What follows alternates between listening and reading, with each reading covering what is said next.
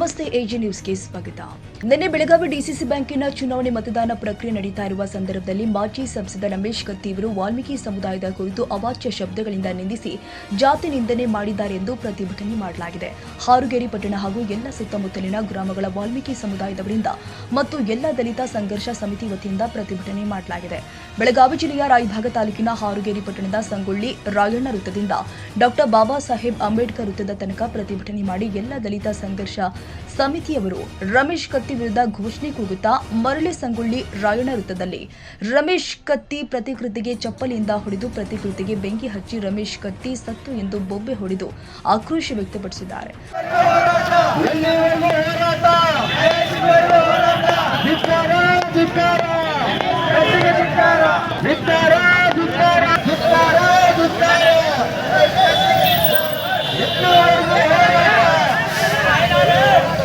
ಎಲ್ಲಿವರೆಗೆ ಹೋರಾಟ? ಎಲ್ಲಿವರೆಗೆ ಹೋರಾಟ?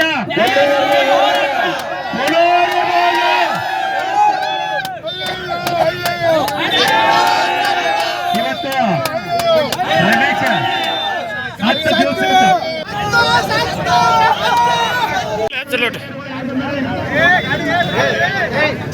ಹಾರುಗೇರಿ ಸಿಪಿಐ ರತನ್ ಕುಮಾರ್ ಜುರಗ್ಯಾಳ ಇವರಿಗೆ ಮತ್ತು ಪುರಸಭೆ ಮುಖ್ಯಾಧಿಕಾರಿಗೆ ಮನವಿ ಸಲ್ಲಿಸಿದ ಪ್ರತಿಭಟನಾಕಾರರು ಕತ್ತಿ ವಿರುದ್ಧ ಕ್ರಮಕ್ಕೆ ಆಗ್ರಹ ಮಾಡಿದ್ದಾರೆ. ರಮೇಶ್ ಕತ್ತಿ ಎನ್ನುವ ಒಂದು ಕತ್ತೆ ದಲಿತರಿಗೆ ಅವಮಾನ ಮಾಡಿ ಜೊತೆಗೆ ಮಹಿಳೆಯರಿಗೂ ಕೂಡ ಅವಮಾನ ಆಗುವ ರೀತಿಯಲ್ಲಿ ಮಾತಾಡಿ ಇಂಥವ್ರ ಮೇಲೆ ನಮ್ಮ ಹಾರುಗೇರಿಯ ಪೊಲೀಸ್ ಠಾಣೆಯಲ್ಲಿ ಅವ್ರ ಮೇಲೆ ಸುಮೋಟ ಕೇಸ್ ಅಂದ್ರೆ ಸ್ವಇಚ್ಛಿತವಾಗಿ ಅವ್ರ ಮೇಲೆ ಅಟ್ರಾಸಿಟಿ ಕೇಸ್ ಮಾಡಬೇಕು. ಅಕಸ್ಮಾತ್ ಮಾಡದೇ ಇದ್ರೆ ಈ ಹೋರಾಟ ಇನ್ನು ಉಗ್ರ ಆಗುತ್ತೆ. ಜೊತೆಗೆ ಅವರ ಯಾರದಾರಲ್ಲ ಕತ್ತಿ ಅಂತ ಹೇಳಿ ಕತ್ತಿ ಆ ಕತ್ತಿಗೆ ಬುದ್ಧಿ ಕಲಿಸುವ ಸಂದರ್ಭ ಈಗ ನಮ್ಗೆ ಒದಗಿ ಬಂದೈತಿ. ಆ ವ್ಯಕ್ತಿ ಬಾಯಿ ತೆಗೆದ್ರಾತು ಅವನ ಬಾಯಾಗ ಹೊಲಸು ಬೇಗಳ ದಲಿತರಿಗೆ ಅವಮಾನ ಆಗೋ ರೀತಿ ಮಾತಾಡ್ತಾನೋ. ಮಿಸ್ಟರ್ ಕತ್ತಿ, ನಿನಗೆ ನೆನಪಿರ್ಲಿ, ನೀನು ಖರೆ ಕತ್ತಿನೋದೇ, ನೀ ಮನುಷ್ಯ ಅಲ್ಲ. ಒಬ್ಬ ಮನುಷ್ಯ ಒಂದು ಉನ್ನತ ಸ್ಥಾನದಾಗಿದ್ದಾಗ ಯಾವ ರೀತಿ ಮಾತಾಡ್ಬೇಕು ಅನ್ನೋದು ತಿಳ್ಕೊಂಡು ಮಾತಾಡ್ಬೇಕಾಗಿತ್ತು. ನಿನಗ ಈ ಮುಂದಿನ ದಿನಮಾನದಾಗ ಬೆಳಗಾವಿ ಜಿಲ್ಲಾದಾಗ ಎಲ್ಲಿ ಹೋದ್ರೂ ದಲಿತರು ನಿನಗೆ ಎಲ್ಲೂ ಅವರು ಏರಿಯಾದಾಗ ಬರಕ್ ಅವಕಾಶ ಕೊಡಂಗಿಲ್ಲ. ಇದೊಂದು ನಿನ್ ತಲೆಯಾಗಿರ್ಲಿ. ಯಾವುದೋ ಒಂದು ಚುನಾವಣೆ ಗೆದ್ದಾಗ ದಲಿತರ ಅವಮಾನ ಮಾಡಿ ಮಾತಾಡ್ತಿಲ್ಲ. ಈ ಅವಮಾನಕ್ಕೆ ನಾವು ಸರಿಯಾದ ಉತ್ತರ ಕೊಡ್ತೇವೆ. ಮುಂದಿನ ಚುನಾವಣೆದಾಗ ಆಗ್ಲಿ ನಿನಗೆ ಸರಿಯಾಗಿ ತಕ್ಕ ಪಾಠ ಕಲಿಸ್ತೇವೆ. ಜೊತೆಗೆ ಸರ್ಕಾರ ಇವ್ರ ಮೇಲೆ ಸುಮೋಟ ಕೇಸ್ ದಾಖಲು ಮಾಡಬೇಕು, ಇವ್ರ ಮೇಲೆ ಅಟ್ರಾಸಿಟಿ ಮಾಡಬೇಕು. ಮಹಿಳೆಯರ ನಿಂದಿಸಿದ್ದಕ್ಕಾಗಿ ಆ ಮಹಿಳೆಯರ ಮೇಲೆ ನಿಂದಿಸಿದ ಕೇಸ್ ಹಾಕಬೇಕು. ಇಂಥ ವ್ಯಕ್ತಿನ ಸರ್ಕಾರ ಕೂಡಲೇ ಅರೆಸ್ಟ್ ಮಾಡಬೇಕು. ಇವಂಗ ಸರಿಯಾಗಿ ಬುದ್ಧಿ ಕಲಿಸ್ಬೇಕಂತ ಹೇಳಿ ನಾವು ಹಾರುಗೇರಿಯ ಎಲ್ಲ ದಲಿತ ಬಾಂಧವರು ಇವತ್ತು ಕೂಡಿ ಈ ಹೋರಾಟ ಮಾಡತ್ತೇವೆ.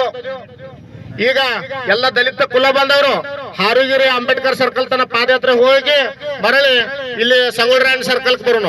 ರಮೇಶ್ ಕತ್ತಿ ಅವರು ಅವ್ರಿಗೆ ರೆಸ್ಪೆಕ್ಟ್ ಕೊಡ್ಬೇಕು ಅಂತ ಕೊಡ್ಬಾರ್ದು ಗೊತ್ತಾಗತ್ತೆ. ಯಾಕಂದ್ರೆ ಅವ್ರ ಬುದ್ಧಿ ಅವ್ರು ತೋರ್ಸ್ಯಾರ. ಈ ದಲಿತರಿಗೆ ಅವಮಾನ ಆಗೋ ರೀತಿಯಲ್ಲಿ ಮತ್ತು ಮಹಿಳೆಯರಿಗೆ ಅವಮಾನ ಆಗೋ ರೀತಿಯಲ್ಲಿ ನಿಲ್ಸ್ಯಾರು. ದಲಿತರಿಗೆ ಆ ಸುಳಿ ಮಕ್ಕಳು ಈ ಸುಳಿ ಮಕ್ಕಳು ಅಂತ ಹೇಳ್ತಾರೋ. ಮತ್ತು ಅದಕ್ಕೆ ಮುಂದುವರೆದವ್ರು ಏನು ಮಾಡ್ತಾರಪ್ಪ ಅಂದ್ರೆ ಅದಕ್ಕೊಂದು ಕ್ಲಾರಿಫಿಕೇಶನ್ ಕೊಡ್ತಾರೆ. ನಾ ಬ್ಯಾಡ್ರ ಅಂದಿಲ್ಲ, ನಾ ಬ್ಯಾಡ್ರು ಸುಳಿ ಮಕ್ಕಳು ಅಂತೇಳಿ.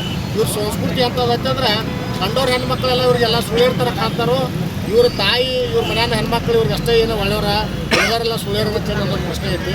ಜೊತೆಗೆ ಇಂಥ ಹೀನ ಮನಸ್ಥಿತಿಯ ರಮೇಶ್ ಕತ್ತಿ ಅವ್ರ ಮೇಲೆ ಸರ್ಕಾರ ಕೂಡಲೇ ಕ್ರಮ ಕೈಗೊಳ್ಬೇಕು. ಸುಮೋಟ ಕೇಸ್ ಹಾಕಿ ಅವ್ರ ಮೇಲೆ ಅಟ್ರಾಸಿಟಿ ಕೇಸ್ ಮಾಡಬೇಕು. ಮತ್ತು ಮಹಿಳೆಯರನ್ನ ನಿಲ್ಲಿಸಿಗಾಗಿ ಅವ್ರ ಮೇಲೆ ಕೇಸ್ ದಾಖಲು ಮಾಡಿ ಅವ್ರನ್ನ ಕೂಡಲೇ ಬಂಧಿಸಬೇಕು. ಯಾಕಂದ್ರೆ ಪದೇ ಪದೇ ಕರ್ನಾಟಕದಾಗ ಎಲ್ಲ ಕಡೆಯೂ ದಲಿತರಿಗೆ ಅವಮಾನ ಆಗೋ ರೀತಿಯಲ್ಲಿ ಈ ರಾಜಕಾರಣಿಗಳು ಮಾತಾಡೋ ಸಂದರ್ಭಗಳು ಭಾಳ ಅದಾವು. ಇಂಥವ್ರಿಗೆ ಒಬ್ರಿಗೆ ಬುದ್ಧಿ ಕಲಿಸ್ತಂದ್ರೆ ಮುಂದಿನ ದಿನಮಾನದಾಗ ದಲಿತರಿಗೆ ಮಾತಾಡ್ಬೇಕಾದ್ರೆ ಒಂದು ಸ್ವಲ್ಪ ನಾಲ್ಗೆ ಬಿಗಿ ಹಿಡಿದು ಮಾತಾಡ್ತಾರೋ. ಒಂದು ವೇಳೆ ಸರ್ಕಾರ ಅವ್ರ ಮೇಲೆ ಎಲ್ಲಾದರೂ ಕೇಸ್ ದಾಖಲು ಮಾಡದೇ ಇದ್ರೆ ನಾವು ಕತ್ತೆಗೆ ಲತ್ತಿಪೆಟ್ಟು ಅನ್ನುವ ರೀತಿ ದಲಿತರೆಲ್ಲ ಅವ್ರಿಗೆ ಲತ್ತಿಪೆಟ್ಟು ಕೊಡುವ ಸಂದರ್ಭ ಒದಗಿ ಬರ್ತೈತಿ.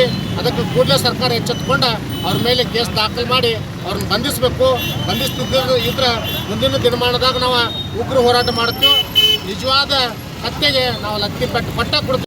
ರಮೇಶ್ ಕತ್ತಿ ಅಂತಕ್ಕಂಥವರು ನಿನ್ನೆ ಮಾತನಾಡಿದ ಒಂದು ಅವಾಚ್ಯ ಶಬ್ದಕ್ಕೆ ನಾವೆಲ್ಲರೂ ಉಗ್ರವಾಗಿ ಪ್ರತಿಭಟನೆ ಮಾಡಬೇಕು ಅಂತಕ್ಕಂಥ ನಿಲುವಿಗೆ ಈ ಪ್ರತಿಭಟನೆ ಮುಂದಾಳತ್ವವನ್ನು ವಹಿಸಿಕೊಂಡಂತ ನಮ್ಮೂರಿನ ಹಿರಿಯರು, ವಾಲ್ಮೀಕಿ ಸಂಸ್ಥೆ ಚೇರ್ಮನ್ರು ಆದಂತ ಆತ್ಮೀಯರು ರಾಮಣ್ಣನ ಗಸ್ತಿಯವರೇ,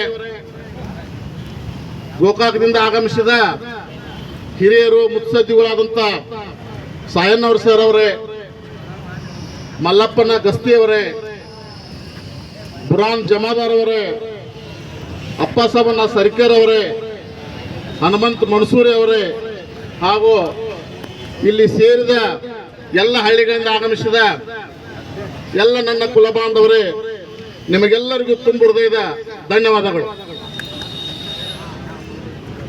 ಸಂತರು ಶರಣರು ಹೇಳ್ತಾರೆ, ಬಹಳ ತುಂಬಾ ಒಂದು ಅದ್ವೈತ ಮಾತನ್ನ, ನಮ್ಮ ನಾಲಿಗೆ ನಮ್ಮ ಒಳಗಿನ ಅಂತರಂಗವನ್ನು ತಿಳಿಸುತ್ತಂತೆ. ನಮ್ಮ ನಾಲಿಗೆ ನಮ್ಮ ಅಂತರಂಗ ಯಾವ ರೀತಿ ಐತೆ ಅನ್ನೋದನ್ನ ಜನರಿಗೆ ಗೊತ್ತು ಮಾಡ್ತಂತ. ಬಂಧುಗಳೇ, ನೀವು ಬಸವಣ್ಣವರ ಅನುಯಾಯಿಗಳು ಅಂತ ಹೇಳ್ಕೊಂತೀರಿ, ಬಸವಣ್ಣವರ ಕುಲಬಾಂಧವರು ಅಂತ ಹೇಳ್ಕೊಂತೀರಿ, ನಿಮಗೆ ಸ್ವಲ್ಪ ನಾಚಿಕೆ ಆಗಬೇಕು. ಬಸವಣ್ಣವ್ರು ಹೇಳ್ತಾರೆ 12ನೇ ಶತಮಾನದಲ್ಲಿ, ನಮ್ಮಪ್ಪ ಮಾದಾರ ಚೆನ್ನಯ್ಯ, ಬಪ್ಪ ಡೋಹರ ಕಕ್ಕಯ್ಯ, ಅಯ್ಯರ ಅಯ್ಯ ನಮ್ಮ ಕಿನ್ನರಿ ಜೋಗ ಎಂದು ಮಹಾನ್ ಮಾನವತಿ ಬಸವಣ್ಣ ಹೇಳ್ತಾರೆ. ಅಂತವ್ರ ಅನುಯಾಯಿಗಳದ ನೀವು ನಿಮ್ಮ ಹೊಲಸು ಮನಸ್ಸಿನಿಂದ ಒಂದು ಸಮುದಾಯವನ್ನು ನಿಂದನೆ ಮಾಡ್ತೀರಿ. ನಮ್ಮ ಭರತ ಭೂಮಿಗೆ ನಾವು ಮಾತೃಭೂಮಿ ಅಂತೀವಿ, ನಮ್ಮ ಭರತ ಭೂಮಿಗೆ ನಾವು ತಾಯಿ ಸ್ಥಾನ ಕೊಡ್ತೀವಿ. ಅಂತ ತಾಯಿಯನ್ನು ಬೈತೀರಿ ಅಂದ್ರೆ ನೀವು ಎಂಥ ನಾಲಾಯಕರಿರ್ಬೇಕು. ನಾವು ದೊಡ್ಡವರಾದ್ರೆ ಸಾಲದು, ನಮ್ಮಲ್ಲಿ ಸಿಕ್ಕಾಪಟ್ಟೆ ದುಡ್ಡಿದ್ರೆ ಸಾಲದು, ನಾವು ಶ್ರೀಮಂತರು ಅನಿಸ್ಕೊಂಡ್ರೆ ಸಾಲದು. ನಮ್ಮಲ್ಲಿನ ಅಂತರಂಗ ಶುದ್ಧಿ ಇರಬೇಕು, ನಮ್ಮಲ್ಲಿನ ಮನಸ್ಸು ಶುದ್ಧಿ ಇರಬೇಕು. ಭರತ ಭೂಮಿಯ 140 ಕೋಟಿ ಜನರನ್ನು ಸಮಾನತೆಯಿಂದ ನೋಡುವ ಮನಸ್ಸು ಶುದ್ಧಿ ಇರಬೇಕು. ಅವಾಗ ಮಾತ್ರ ನೀವು ಶ್ರೀಮಂತರು. ಸ್ವತಂತ್ರ ಬಂದು 78 ವರ್ಷ ಆದ್ರೂ ಕೂಡ ನಿಮ್ಮಲ್ಲಿ ಕೀಳರಿಮೆ ಹೋಗಲಿಲ್ಲ, ಎಲ್ಲರನ್ನು ಸಮಾನತೆ ಅಂತ ಕಾಣುವ ಗುಣ ಬರಲಿಲ್ಲ. ಬಂಧುಗಳೇ, ಯಾರನ್ನು ವೃತ್ತಿಯಿಂದ ಅಳಿಬಾರದು, ಯಾರನ್ನು ಜಾತಿಯಿಂದ ಅಳಿಬಾರದು, ಯಾರನ್ನು ನಾವೆಲ್ಲರೂ ಸಹ ಕುಟುಂಬ ಪರಿವಾರ ಪ್ರತಿಯೊಬ್ಬರು ಪ್ರೀತಿ ವಿಶ್ವಾಸದಿಂದ ಇರ್ತೀವಿ. ಹೀಗೆಲ್ಲ ಇದ್ರೂ ಕೂಡ ನಮ್ಮ ಆಯುಷ್ಯ ಕೂಡ ಒಂದೇ ಆಗಿರುತ್ತೆ. ಆದ್ರೂ ಕೂಡ ನಿಮ್ಮ ಹೊಲಸು ಮನಸ್ಸು, ನಿಮ್ಮ ಹೊಲಸು ಬುದ್ಧಿ, ನಿಮ್ಮ ದುರಂಕಾರ ಒಂದು ಜಾತಿ ನಿಂದಿಸುತ್ತೆ, ಒಂದು ತಾಯಿಯನ್ನು ನಿಂದಿಸುತ್ತೆ ಅಂದ್ರೆ ನಿಮಗೆ ನಾಚಿಕೆ ಆಗಬೇಕು. ಬಹುಶಃ ಸ್ವತಂತ್ರ ಬಂದು 78 ವರ್ಷ ಆಗಿದೆ. ಎಲ್ಲ ದಲಿತ ಬಾಂಧವರು ಕೂಡ ವಿದ್ಯಾವಂತರಾಗಿದ್ದಾರೆ. ಅವ್ರಿಗೂ ಕೂಡ ನಿಮ್ಮ ದರ್ಪ, ದೌಲತ್ತು, ದುರಂಕಾರ ಎಲ್ಲ ಅರಿವಾಗ್ತಾ ಇದೆ. ಈ ಅರಿವನ್ನ ನೀವು ತಿಳ್ಕೊಳ್ಳದೆ ಹೋದ್ರೆ ಮುಂದೆ ಸುಟ್ಟು ಭಸ್ಮ ಆಗ್ತೀರಿ. ಏನಂತ ತಿಳ್ಕೊಂಡಿದ್ರಿ? ಭರತ ಭೂಮಿಯಲ್ಲಿ ನ್ಯಾಯಾಲಯದಲ್ಲಿ ನಾವು ಗೌರವಿಸ್ತಕ್ಕಂಥ ಭಗವದ್ಗೀತೆಯಲ್ಲಿ ಇರ್ತಕ್ಕಂಥ ರಾಮಾಯಣ ಮಹಾಭಾರತವನ್ನು ಕೊಟ್ಟವರು ವಾಲ್ಮೀಕಿ ಅವರು. ಅಂತ ಸಮುದಾಯವನ್ನ ನೀವು ಹೀಯಾಳಿಸ್ತೀರಿ, ನಿಂದಿಸ್ತೀರಿ.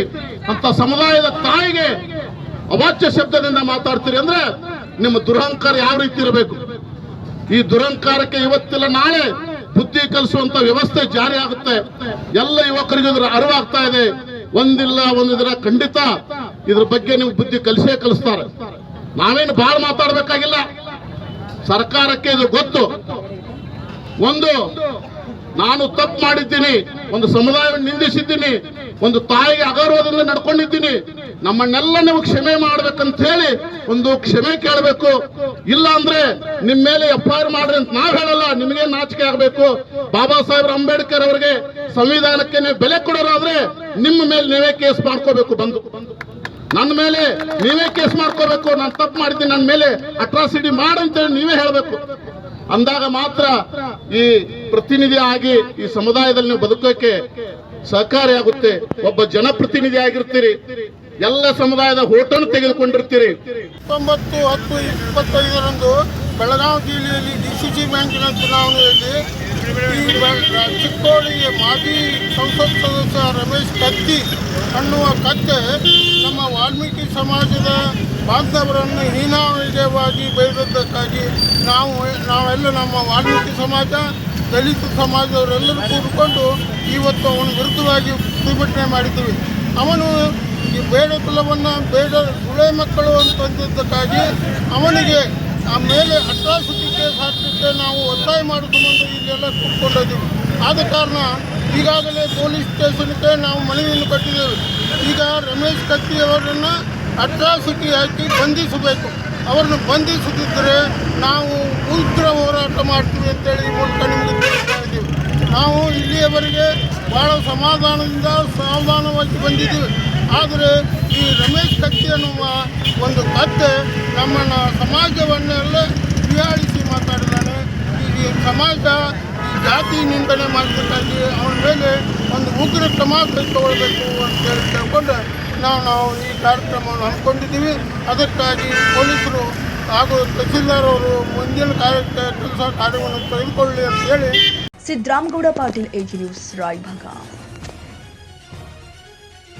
ಕನ್ನಡಿಗರ ಮೆಚ್ಚಿನ ನಿಮ್ಮ ಎಜೆ 24/7 ನ್ಯೂಸ್ ಕನ್ನಡ ವಾಹಿನಿ ಇದೀಗ ಟಿವಿಯಲ್ಲಿ ಲಭ್ಯ. ಒಂದು ವೇಳೆ ನೋಟಿಸ್ ಕೊಟ್ಟಿದ್ರೆ ವಾಪಸ್ ತಗೋತೀವಿ. ಇವತ್ತು ವಕ್ಫ್ ಪ್ರಾಪರ್ಟಿ ಅಂತೇಳಿ ಬರ್ತದೆ ಅಂತ ಹೇಳಿದ್ರೆ ರೈತರು ಬೀದಿಗೆ ಬದಲು ಏನ್ ಮಾಡ್ಬೇಕಾಗತ್ತೆ? ಯಾರು ವೋಟ್ ಹಾಕಿಲ್ಲ ಅಂದ್ರೆ ಗ್ಯಾರಂಟಿನೆಲ್ಲ ಸ್ಟಾಪ್ ಮಾಡ್ಬಿಡ್ತೀವಿ.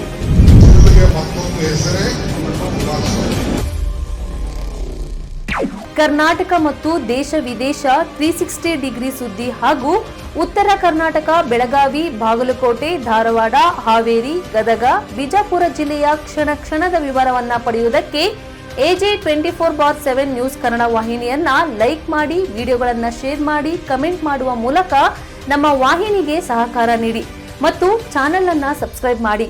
ಧನ್ಯವಾದಗಳು.